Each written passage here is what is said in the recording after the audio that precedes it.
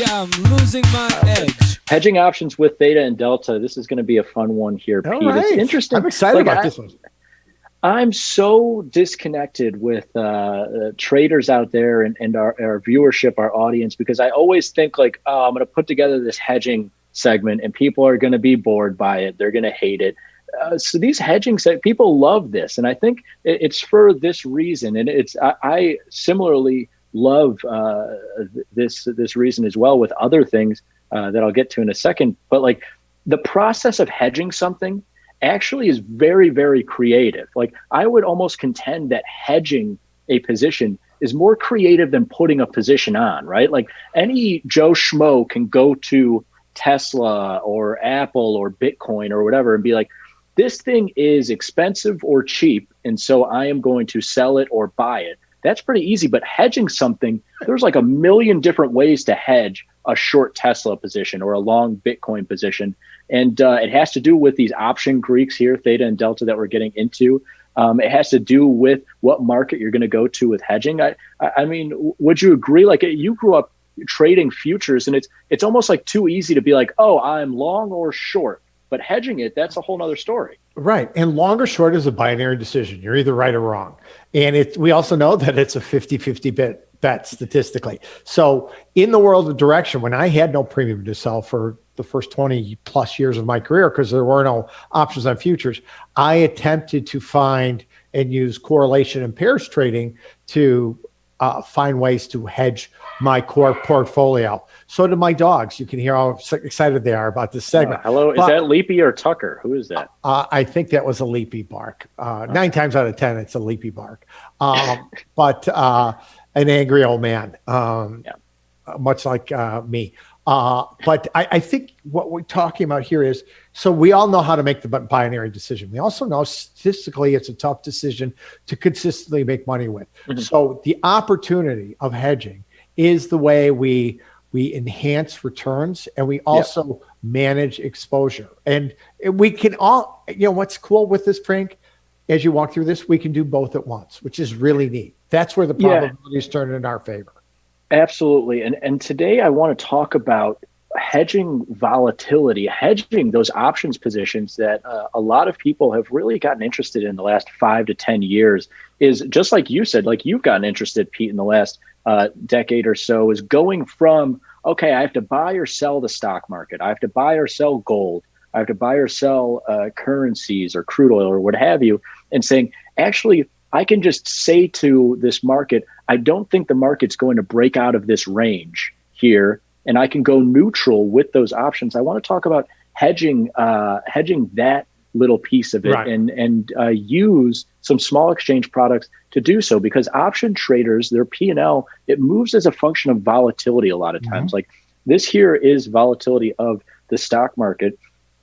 And when you want this thing to go lower, you sell options in the stock market. When you think the thing should go higher, you buy options in the stock market. And a lot of people have gotten on the side of selling options because the historical outperformance of selling options over the theoretical amount that you should win there. It's you look at these strangles or iron condors, and they should, in theory, win 60 or 70% of the time. And we've seen historically the overstatement of this volatility, and they end up winning, 75, 80, 85% of the time. So if you have a short volatility position, a short options position, how can you hedge that with direction in the underlying market? It's almost flipping that idea on its head, Pete.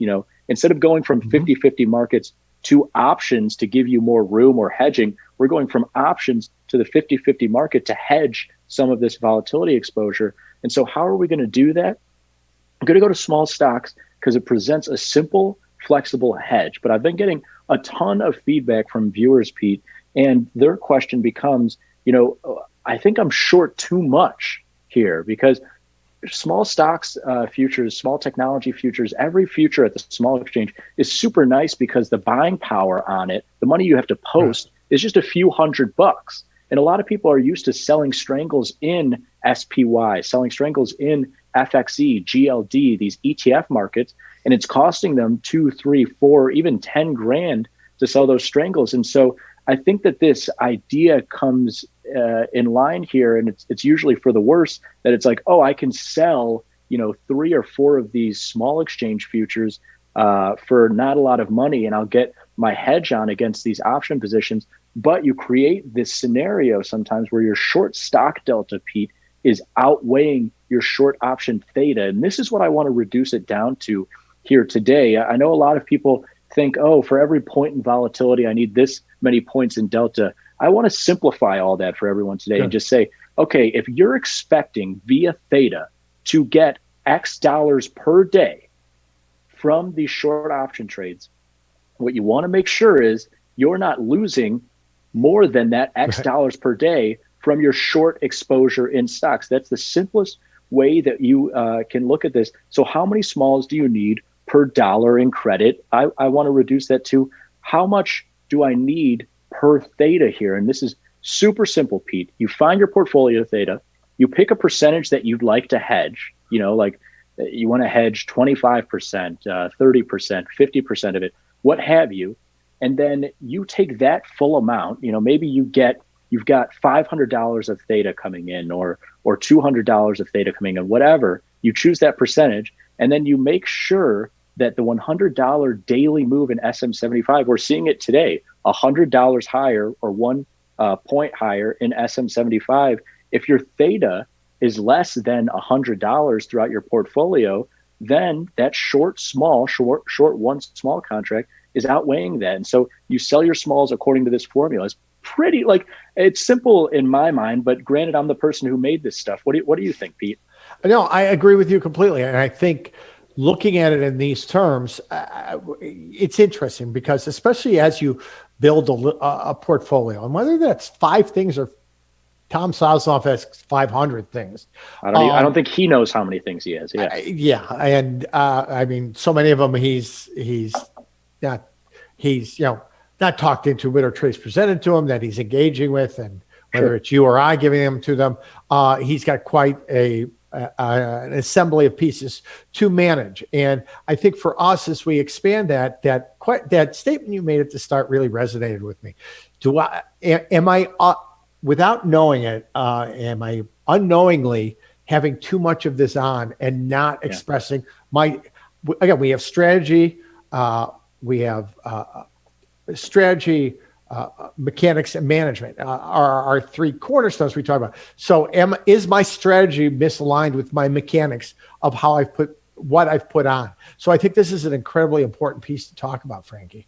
And I love that you brought up the fact that people like a Tom Sosnoff or I mean, most of the people that email us in our viewership are employing this diversification idea where they have every kind of market. They have short premium exposure. And what's really nice about this, I crunched all the numbers yesterday, I was super surprised to see this, is that equities and small stocks here that we're using today have a stronger correlation to gold volatility, euro volatility, and crude oil volatility that I didn't put in there today.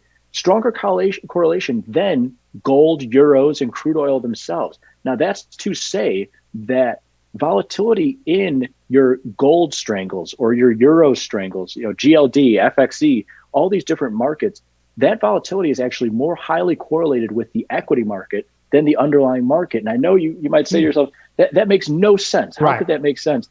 Think about it for a second here. And we've shown this before, when does gold volatility or the gold market get super fearful and volatile? It's usually coinciding with fear in the equity market, right? Like even if gold rose or fell $100 next week, if the equity market didn't do anything, you don't see a spike in volatility there. Same with the euro market here. It's like if euros move, they trend higher, they trend lower. I mean, look at the euro market right now, Pete.